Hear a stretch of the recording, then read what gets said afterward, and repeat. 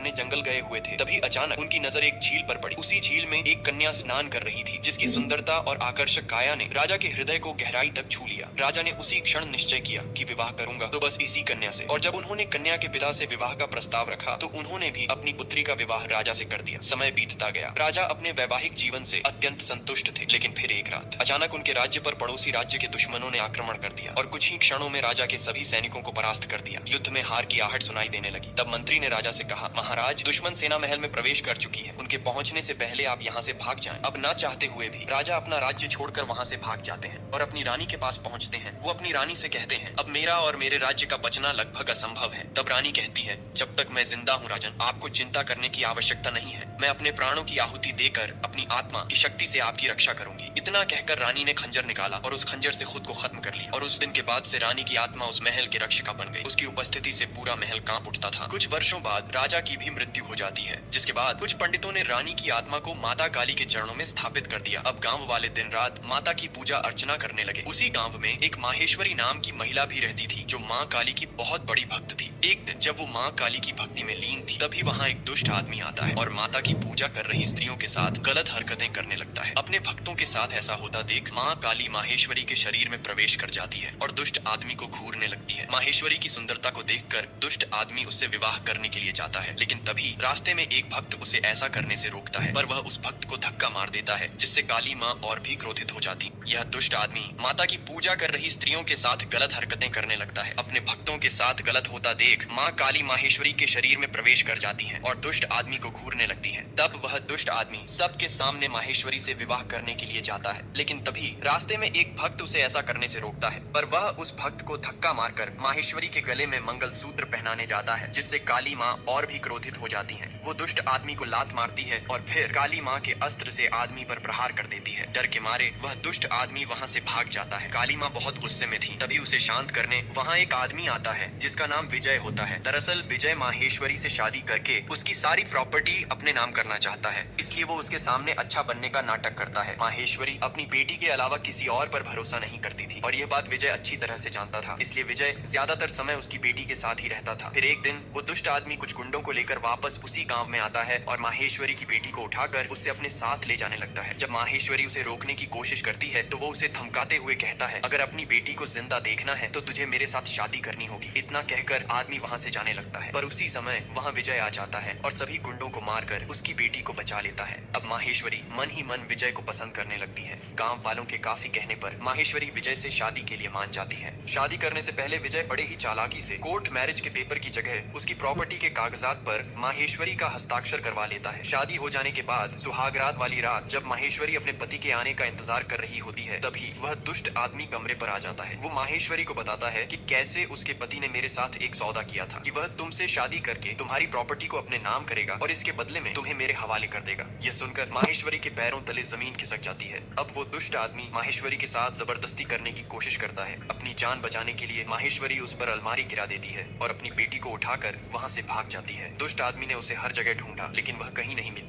अगली सुबह विजय अपने आदमियों के साथ महिला के घर आता है। उसी घर में माहेश्वरी भी अपनी बेटी के साथ छिपी हुई होती है। जब विजय के आदमी घर के अंदर जाते हैं तो उन्हें वहाँ कोई नहीं मिलता, जिससे विजय को यकीन हो जाता है कि जिसके साथ उसने माहेश्वरी का सौदा किया था वो ही उन्हें अपने साथ ले गया होगा। अब विजय अपने आदमियों से कहता है, इस घर को हमेशा के लिए बंद कर दो, जिसके बाद वे लोग घर के सारे दरवाजों में ताले लगा देते हैं। जाते समय एक आदमी को वहाँ एक झोपड़ी दिखती है। तब वो हरामी आदमी उस झोपड़ी को भी आग लगा देता है। अपनी झोपड़ी को जलता हुआ देख बच्ची बहुत डर जाती है। जब वो ये बात अपनी माँ को बताती है तो माँ कहती है, डर मत बेटी, काली माँ उन्हें इसका दंड अवश्य देंगी। कई दिनों तक दरवाजा बंद रहता है। न रोटी न पानी, भूख और प्यास से तड़प तड़प कर माँ बेटी की वहीं उसी घर में मौत हो जाती है। कुछ दिन बाद विजय को अपनी गलती का एहसास होता है और वो माहेश्वरी को ढूंढता हुआ उसी दुष्ट आदमी के पास पहुंचता है, लेकिन वो कहता है, मैंने उसे बहुत ढूंढा लेकिन वो कहीं नहीं मिली। अगर तुम्हें कहीं मिले तो बताना। अब विजय अपने पापों का प्रायश्चित करने काली माँ के मंदिर जाता है और उनसे माफी मांगने लगता है। तभी उसे वहाँ एक अजीब सी गंध महसूस होती है। वो उस गंध का पीछा करता हुआ उसी घर में प्रवेश करता है। तभी जैसे ही वो कमरे के अंदर पहुंचता है तो अंदर का दृश्य देखकर सहम उठता है, क्योंकि कमरे में दोनों माँ बेटी मरी हुई थी।